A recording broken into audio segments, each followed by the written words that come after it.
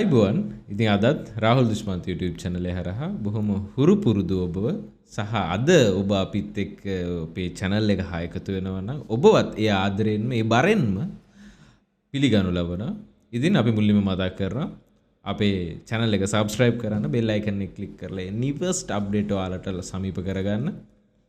අද අපි දත් හිරිවැටෙන කතා ගැන කතා කරන්න. මේ සතියේ මොනවද දත් හිරිවැටෙන කතා තැන වෙච්ච ඒවා ඔයාලට මිස් වෙලා තියෙන පුළුවන්, ඔයාලට අහු වෙලා තියෙන පුළුවන්. ඒ ඔක්කොමත් එක්ක ඒවේ දත් හිරිවැටෙන තැන් ටික අරගෙන අපි ආවේ ඔයාලට ඒ ටික සමීප කරන්න.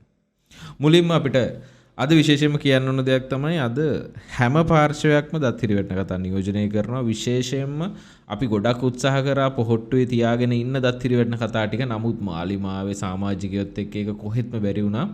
මාලිමාවේ තරඟට දත් හිරිවැටෙන කතා කියලා තිබ්බා. ඒ නිසා සම්පූර්ණයෙන්ම මේක මාලිමාවේ දත් හිරිවැටෙන කතා කිව්වත් වැරද්දක් නැහැ. මාලිමාවේ භක්තිකයෝ අපිත් එක්ක තරහ වෙන එක්කුත් නැහැ කියලා අපි හිතලා අපි කතාව පටන් ගමු. මුලින්ම නිවාස නියෝජ්‍ය ඇමති ටීබී සරත් මොන වුණත් ටීබී සරත් මහත්තයා මේ දවස්වල හොඳ බඩු ටිකක් හම්බ වෙනවා. කොහෙන්ද හම්බ වෙන්නේ කියන එක තමයි අපි දැනගන්න ඕන. ඒ කියන්නේ එක දිගට දත් හිරිවැටෙන කතා කියාගෙන යනවා. ඒ කියන්නේ කට ඇරියොත් දත් හිරිවැටෙන කතා ටිකක් තමයි කියාගෙන යන්නේ. මුලින්ම කියනවා මාලිමා ආණ්ඩුව මාස 4කින් විදේශ සංචිත දෙගුණ කරා කියලා. මේක කාලයකට කලින් චන්දන සූර්යාරච්චිත් කරා. මට මතකයි දෙසැම්බර් මාසේ වගේ අපි ඒකත් දත් හිරිවැටෙන කතාවක් විදිහට ගත්තා.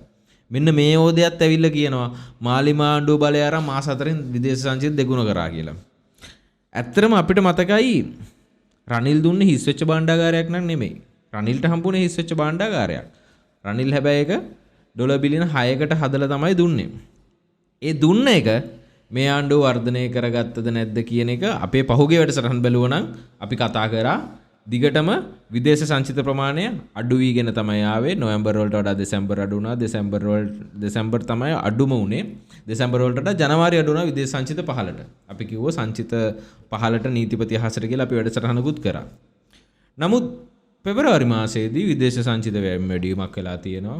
නමුත් පෙබරවාරි මාසයේ ප්‍රධානම දේ තමයි විදේශීය ප්‍රේෂණ. ඒ කියන්නේ foreign remittance එක ජනවාරි මාසයට වඩා පෙබරවාරි මාසයේ අඩුවීමක් වෙලා තියෙනවා. ඒ වගේ වෙලාවක මෙන්න මේ ඕදේ ඇවිල්ලා කියනවා අපේ ආණ්ඩුව නිසා තමයි මෙහෙම විදේශ සංචිත වැඩි වුණේ. අනේ සරත් ඔය TB කියන එකට ඇත්තටම අපි ඔය තේරුම දැනගන්න ඕනේ. මුලකුරු වල TB කියන එකේ තේරුම. ඕක ඔයා ගිහිල්ලා ගමේ මල ගෙදරක හරි කට්ටයක් එක්ක එකතු වෙලා ඉන්න හරි සමිතියක හරි කියන්න. එහෙම නැත්නම් ඕක රටක් ඉස්සරහට අවිල්ල කියන්න එපා.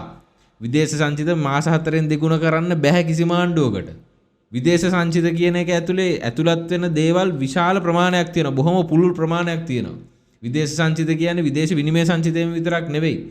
ඒක ඇතුලේ තියෙන නිර්ණායකයන් බොහොම බරපතල නිර්ණායකයන්. ඒ වෙන ප්‍රාථමික මට්ටමේ නෙමෙයි සරත්. ඒ නිසා ඕක තවදුරටත් දත් හිරිවැටෙන කතාවක් එළිය සමාජෙට.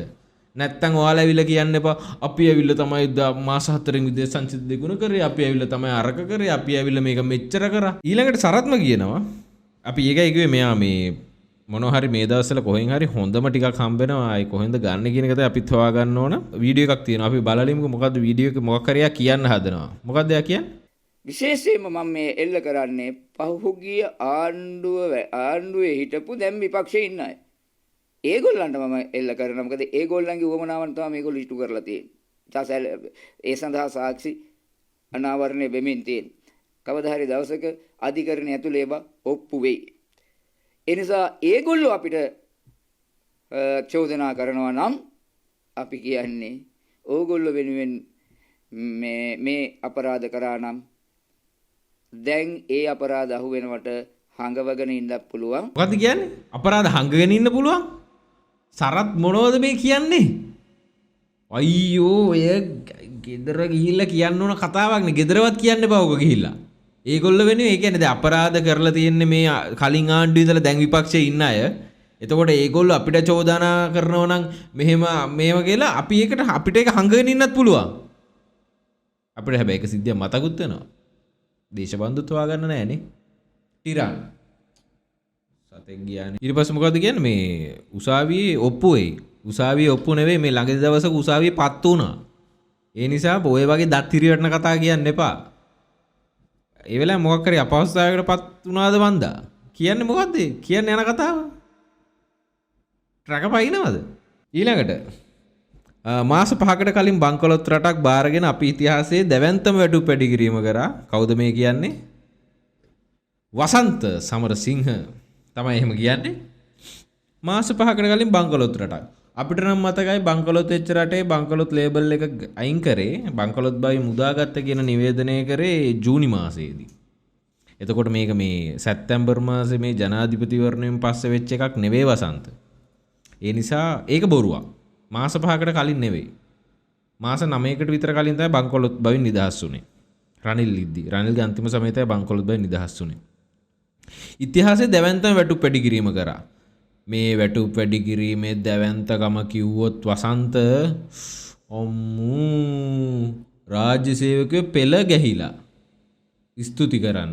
අන්න මේ ළඟදී ලබන සතියේ මේ විශ්වවිද්‍යාල ආචාර්යවරුත් ස්තුති කරන්න එන්න හදනවලු පොලිමේ. වෛද්‍යවරුත් ස්තුති කරන්නමයි හැදුවේ. ඊට පස්සේ ජනාධිපතිතුමා සෞඛ්‍ය ඇමතිතුමා කතා කරලා ස්තුති කරන එක පොඩ්ඩක් කල් දාගත්ත මාර්තු මාසේ 18 19 වෙනකොට. ඊට පස්සේ ගුරුවරු අන්න ජෝසප් ස්ටාලින් ඊයේත් කියනවා ඇහුණා ස්තුති කරන්න වචන මදි ළඟදිම එනවා හම්බ වෙලාම ස්තුති කරන්න කියලා. මේ දැවැන්ත වැටුප් වැඩි කිරීම දරා ගන්න බෑ කියලා. වසන්ත වැටුප් වැඩි කරන එක රජයට බරක් සහ මේ අවස්ථාවේ ඒක කරන්න හොඳ නෑ සහ කරන්න අමාරුයි කියන එක සහ රජයට ඒක ලොකු අර්බුදයක් කියන එක අපි මුලින්ම කිව්ව කාරණාවක් වසන්ත.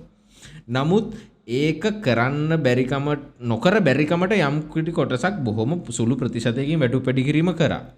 ඒක තවදුරටත් ওই එළියට ඇවිල්ලා ඔහොම උත්කර්ෂයෙන් කියද්දි ඊට පස්සේ වැටුප් වැඩි කරපු නැති මිනිස්සු බලයි ඒ ඇත්තටම අනිත් කට්ටෙන්ට ඔච්චර වැඩි කරලාද? ඒ අපිට නෑනේ.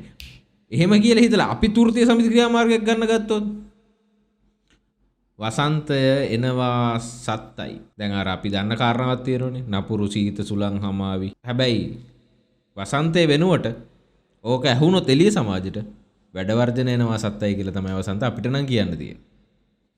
ඊළඟට නියෝජ්‍ය අමාත්‍ය චතුරංග අබේසිංහ කියනවා නොසිතූ විරු පහසුකම් අයවැයෙන් දුන්නා. අපිත් උපරිම කැපකිරීම කරනවා. ජනතාවත් උපරිම කැපකිරීම කරන්න. මොකද්ද කියන්නේ? නොසිතූ විරු පහසුකම් අයවැයෙන් දුන්නා. ලැබුණද? හරි අපි ඒක පැත්තකින් තියමුකෝ. ඊට පස්සේ මොකද? අපිත් උපරිම කැපකිරීම කරනවා. ජනතාවත් කැපකිරීම කරන්න. ඒකට අපි එකඟයි. හැබැයි අරක ටිකක් දත් හිරිවටනව නේද? නොසිතූ විරු පහසුකම් අයවැයෙන් දුන්නා. මන් නම් හිතන්නේ.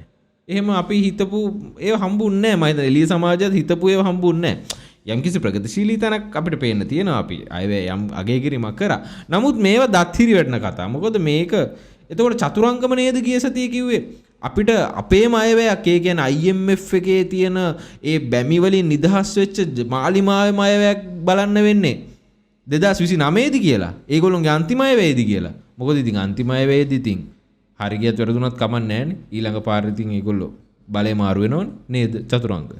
ඊළඟට අසත්‍ය පුවත් පළ කරන වෙබ් අඩවි යම් නියාමනයකට ලක් කරන්න බලාපොරොත්තු වෙනවා. කවුද මේ කියන්නේ පාර්ලිමේන්තුවේදී? ජාතික ජනබලගේ පාර්ලිමේන්තු මන්ත්‍රී නිලන්ති කොට්ටච්චි. එතකොට මෙයාම නේද කිව්වේ ඕනම ඇත්තක් ඇතුලේ බොරුවක් කියන්න අයිතියක් තියෙනවා. ඕනම බොරුවක් ඇතුලේ ඒක ඇත්තක් කියන්න අයිතියක් තියෙනවා කියලා. එතකොට දැන් මෙයා මොකද්ද මේ කියන්නේ? අසත්‍ය පුවත් පළ කරන වෙබ් අඩවි යම් නියාමනයකට ලක් කරන්න බලාපොරොත්තු වෙනවා. නිලන්ති කොට්ටච්චි. අසත්‍යද සත්‍යද කියන එක තීරණය වෙන්නේ යම් කෙනෙක්ගේ මතවාදී ආස්ථානය මත. ඔයාට සත්‍යයක් වෙන එකක් තව කෙනෙක්ගෙන් අසත්‍යයක් වෙන්න පුළුවන් ඔහු හා සතුව තියෙන දත්ත හා තොරතුරු මත පදනම් වෙලා. එතකොට මාධ්‍යට යම් ආචාර ධාර්මික නියාමනයක් අවශ්‍යයි. හැබැයි ඒක කියන කෙනා වුණම පොඩ්ඩක් අපි තිගැස්මකට ලක් වෙනවා. දත් හිරිවැටෙනවා නේ. අපිත් ඇත්තටම බය වෙනවා. මොකද ඔයාම තමයි කලින් කිව්වේ ඕනම බොරුවක් ඇතුලේ ඒක ඇත්තක් කියන්න අයිතියක් තියෙනවා. ඕනම ඇත්තක් ඇතුලේ ඒක බොරුවක් කියන්නත් අයිතියක් තියෙනවා කියලා. ඒ කියපු ඔයාම මාසයක් යද්දී ඇවිල්ලා කියනවා අසත්‍ය පුවත් ප්‍රචාරය කරන වෙබ් අඩවි වලට ක්‍රියාමාර්ග ගන්නවා කියලා. බයත් හිතුණා. ඊළඟට සුනිල් වටගල නියෝජ්‍ය අමාත්‍ය සුනිල් වටගල කියනවා දේශබන්දුගේ දේපල තහනම් කරනවා. නඩු විධාන යම් නීත්‍යානුකූල වගන්ති ටිකක් කියලා 60 වෙනි වගන්තිය 61 වෙනි වගන්තිය 60 වෙනි වගන්තිය කියලා එයා හැංගිලා ඉන්න තැනකින් එළියට ආවේ නැත්නම් ඇත්තටම අපි මතක් කරන මේ දේශබන්දුගේ මේ වැඩෙත් එක්ක අපි පොඩි කාලේ කරපු සෙල්ලමත්ති බයිස්පයිස් කියලා. ඒ කියන්නේ හැංගිලා ඉන්න තැනකින් එළියට එන්න ඕනේ. එළියට ආපු ගමන් එයා ගල් වෙනවා. ඒ කියන්නේ එයාගේ දේපල දැන් එළිය සමාජයේ දැන් තියෙන්නේ දේශබන්දු එළියට ආවේ නැත්නම් එයාගේ නිශ්චල හා චංචල දේපල රාජ්‍ය සන්තක කරනවා කියලා. මේක ඇත්තටම ගැලරිය කුල්මත් කරන්න කියපු කතාවක්. අපිට මතකයි ඒක සුනිල් ඒ වෙලාවේ කියද්දි කට්ටිය අප්පුඩි ගහනවා පෙන සතුටු වෙනවා. ඒ කියන්නේ ඉස්සරහට ගැලරිය චූන් කරන්න කිව්වේ. ඒක ඇත්තටම කරන එකක් නෙවෙයි. විශ්වාස කරන්න එපානේ. ඊළඟට මේ ගලගොඩත්තේ ඥානසාර අපි දැක්ක පහුගිය සතිය දවසක ගිහිල්ලා තිබ්බ මල්වතෝස්ගිරි මහා හිමිවරු හම්බ වෙන්න. ඒකෙදි මාධ්‍යවේදීන් අදහස් පළ කරාම ඔහු සඳහන් කිරීමක් කරා පාස්කු ප්‍රහාරයේ මහඹලකරුවන් ඔහු දන්නවා. ඒ ගැන ජනාධිපතිට සහ ආරක්ෂක භාර ප්‍රධානීන්ට කියන ලෑස්ති මාධ්‍යට කියන්නේ. ඊට පස්සේ පාස්කු ප්‍රහාරයේ මහඹලකරුවන් කවුද? ඒකේ පිටිපස්සේ හිටියේ කවුද? ඔහු ඇසුරු කරපු අය, ඔහු හිටපු තැන, ඔහු ආගිය තොරතුරු කොහොමද සහරාන්ව පුහුණු කරේ? කොහොමද සහරාන්ව ගයිඩ් කරේ? මේ ඔක්කොම දන්නවලු ගලගොඩත්තේ ඥානසාර. මේ ඔක්කොම කියාගෙන යද්දී ඇත්තටම මට බය හිතුණා ඊළඟට මේකේ පාස්කු ප්‍රහාරයේ මහඹලකරුවෝ මම කියලා කියයි කියලා. ඉතින් අපි කියන්නේ මෙච්චර දේවල් දැනගෙන ඉඳලා ඇයි තාමත් නොකී ඉන්නේ? CID එකට හරි ජනාධිපතිතුමාට හරි කියන්න. ඇයි? මාකට් කරනවද? විශේෂයෙන්ම අපි දැක්කා නැගෙනහිර අන්තවාදී කණ්ඩායමක් අපි දැක්ක මාධ්‍ය වාර්තා කරලා තිබ්බා. ඩොක්ටර් රයිස් කියලා නමක් හයිලයිට් කරලා තිබ්බා. ඊට පස්සේ කාත්තන් කුඩිවල වෙරළ තීරයේ යම් පිපිරීමක් වෙලා තිබ්බා. තරුණයෝ කිහිප දෙනෙක්ට තුවාල වෙලා තිබ්බා. ඒ වගේම අප්‍රේල් 18 දළදා ප්‍රදර්ශනයක් පැවැත්වෙනවා. මේ සම්බන්ධයෙන් විශේෂ අවධානයක් යොමු වෙනවා නම් හොඳයි. මොකද අපි දන්නවා යම් යම් කල්ලි කණ්ඩායම් වලට ඕන වෙලා තියෙනවා. යම් ජාතිවාදී අන්තවාදී හැම ආගමකම ඉන්න යම් පිරිසක්. ඒක ආණ්ඩුව ටිකක් බරින් ගන්නවා නම් හොඳයි කියන එක තමයි අපේ අදහස. ඉතින් අතනදී අපි කියන ගලගොඩත්තේ ඥානසාරට එයා දන්නවනම් මහා මුලකරු මිනිස්සු 300ක් මරපු අපරාධයක්. රටේ වගේම අන්තර්ජාතික වශයෙන් ශ්‍රී ලංකාවට කළු පැල්ලමක් එක් කරපු සිද්ධියක්. මේක බොහොම මේ වගේ අපරාධයක තොරතුරු දැනගෙනත් හෙළිදරව් නොකිරීම මත ඔහුට ප්‍රතිනඩුවක් පැවරිය හැකි අවස්ථාවක්. අපරාධ නඩුවක තොරතුරු සංගවාගෙන ඒක දැනගෙන ඒක වසන් කිරීම හෝ ඒක හෙළිදරව් නොකිරීම කියන්නේත් දැන් නැත්තම් දැනගන්න ඒකත් අපරාධමය නඩුවක. ඒක ඝාතනය කළා හා සමානම අපරාධයක් තමයි ඒකත්. ඒ නිසා මම කියන්නේ මේ සම්බන්ධයෙන් නීතිය සම්බන්ධයෙන් උනන්දු පාර්ශව ශ්‍රී ලංකා පොලිසිය සහ අපරාධ පරීක්ෂණ දෙපාර්තමේන්තුව යම් කිසි අවධානයක් යොමු කරනවා නම් හොඳයි.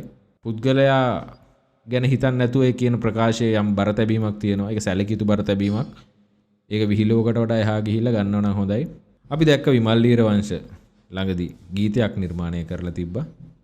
ඒ ගීතේ වචන මට ඇහුනෙම අධිරාජ්‍යවාදී කුමන්ත්‍රණ, විදේශීය බලවේග, ජාත්‍යන්තර බලවේග, ජාතික ස්වෛරීත්වය, ජාතික නැමියාව, භෞමික අඛණ්ඩතාවය, ඒ වගේ වචන ටිකක් තමයි මට නිකන් ඇහුනේ. හැබැයි ඒක ඇත්තටම ලස්සන ගීතයක්. අපි විමල්ගේ දත් හිරි වැටෙන ගීතයටත් ඇහුම්කන් දීගෙනම අද අපි වැඩසටහන මේ විදිහට අවසන් කරනවා. එහෙනම් ජය. ඉන්න මට දොලක් ඇති බව දන්න සුමිතුරේ, බින්ද බින්දුවේ ශක්තිය ජීවිතය පුරා පැතිරිය සිරිපා